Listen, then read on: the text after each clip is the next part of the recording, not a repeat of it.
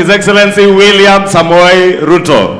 Karibu mchungaji, utupe neno. Haya, tafadhali tunaweza keti chini. Baba wetu askofu mkuu, baba wetu askofu JJ wa Priesthood Fellowship Church, ndugu waheshimiwa wenzangu, watu wa Kahawa West, hamjambo.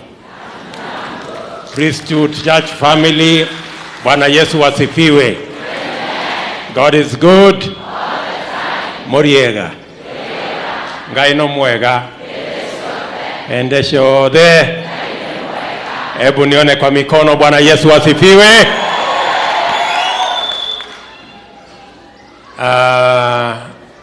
Kwanza namshukuru Mungu ametupatia nafasi.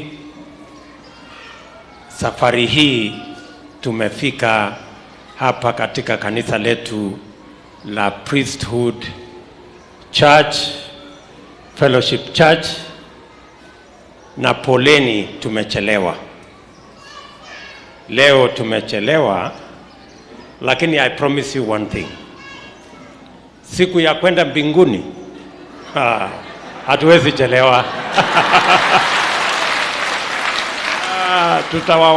Tutawawahi, tutakuwa mapema. Sawa sawa. Na mimi nataka niseme kwa sababu JJ amenipatia nafasi ya kuhubiri. Mnajua in my other life I was an evangelist. Na nimekubali ya kwamba baada ya hii kazi mmenipatia, nikimalizana nayo nitarudi kuwa evangelist huko baadaye. Mimi ningependa mfungue Biblia zenu. Mathayo 6 mstari wa 33. Inasema hivi. Neno la Mungu linatufundisha, tafuteni kwanza ufalme wa Mungu na haki yake, na haya mengine yote mtafanya nini? Mtaongezewa. Hapo ndipo hata mkituona hapa tunaitwa waheshimiwa, tunaitwa excellency, sijui tunaitwa mustahiki, lakini neno la Mungu linasema tafuteni kwanza ufalme wa Mungu na haki yake, na mengine yote mtaongezewa. Watu wa Kahawa West, mnanisikia? Kama wewe ni boda, kama wewe ni mtu ya car wash, kama wewe ni mtu ya kubeba mchanga vile nimesikia hapa, kama wewe ni mwalimu unauza mboga, tafuta kwanza ufalme wa Mungu. Tunaelewana? Kama wewe ulikuwa unauza kuku kama mimi, kama ulikuwa hustler kama JJ, it is God who makes the difference. Are we together? Mnanielewa? Jambo la pili, ningependa mjue, Mungu ametubariki kiwango mbalimbali. Mungu ametubariki kiwango mbalimbali. Lakini mkifungua kumbukumbu la Torati, Deuteronomy 8 from 11 to 20, inasema hivi: jihadharini msije mkamsahau Mungu wenu. Pale Mungu atakubariki, amekupatia nyumba nzuri unalala, amekubariki katika benki yako, uko na pesa na fedha na dhahabu, zizi lako la ng'ombe limeongezeka. Biblia inatufundisha Deuteronomy 8:19, ujihadhari, usianze kufikiria ati umefika hapo kwa sababu ya uwezo, ujanja, uwerevu yako ya kibinafsi. Ujue ni Mungu amekuwezesha. Tunaelewana jamani? Mnajua sisi hasa tulio katika siasa kuchanganyikiwa ni rahisi, kwa sababu kusifiwa ni kwingi.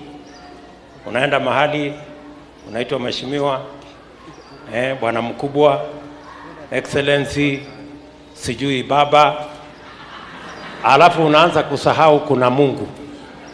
Mnanielewa?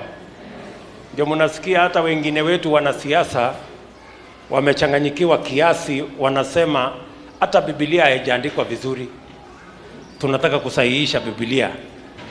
Ati tupeleke mswada bunge, tupitishe sheria ya kusahihisha Biblia, hasa mahali ya matoleo.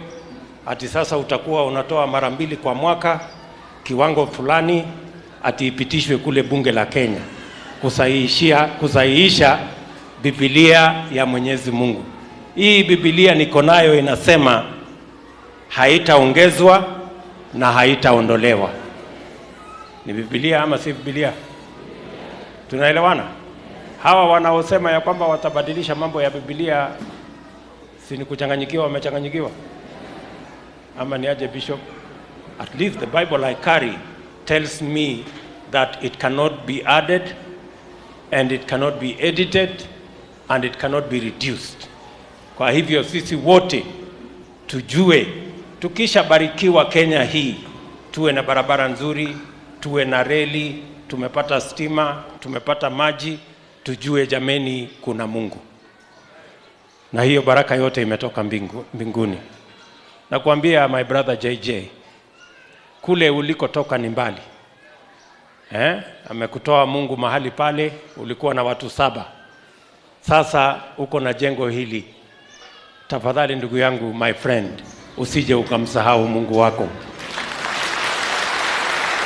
Nawaambia wale mko kati yetu, tuko pamoja jameni. Sasa JJ, that is the sermon for today. Nafikiri kila mtu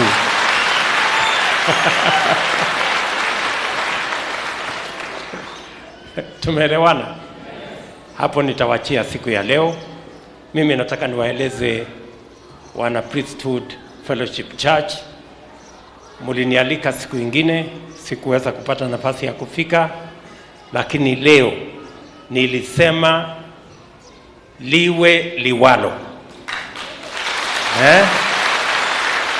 juu na chini, kulia na kushoto, mbele na nyuma, lazima nifike hii Priesthood Church. Hata kama nitakuja kulala huku, nimekuja. Sijangojea ile ulikuwa unasema, ati ulisema mtatengeneza hapa nyumba mzuri. Nimekuja hata kabla hamjatengeneza. Na kwa sababu nimefika hapa, nataka niwape ahadi yangu ya kwamba tutatembea pamoja. Tutatembea pamoja hadi pale Mungu atatuwezesha kutimiza maono yenu, maono ya askofu wenu, ya kanisa na shule, kwa manufaa ya wananchi wa taifa letu la Kenya. Mimi nataka mjue hivi. Biblia Mathayo 5:9 inatuambia heri wapatanishi, blessed are the peacemakers, kwa sababu ndio wataitwa wana wa Mungu. Tumekubali kama Wakenya ya kwamba sote siasa ya Kenya itabadilika. Tutaondoa mambo ya uongo ndani ya siasa na utapeli na ukora, ili tuweze kufanya siasa ambayo inawaunganisha Wakenya.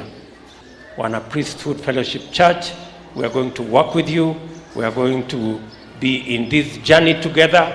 Na mimi nawashukuru sana na nawakumbusha mambo ya Wagalatia. Galatians 6:10 inasema msichoke kutenda mema.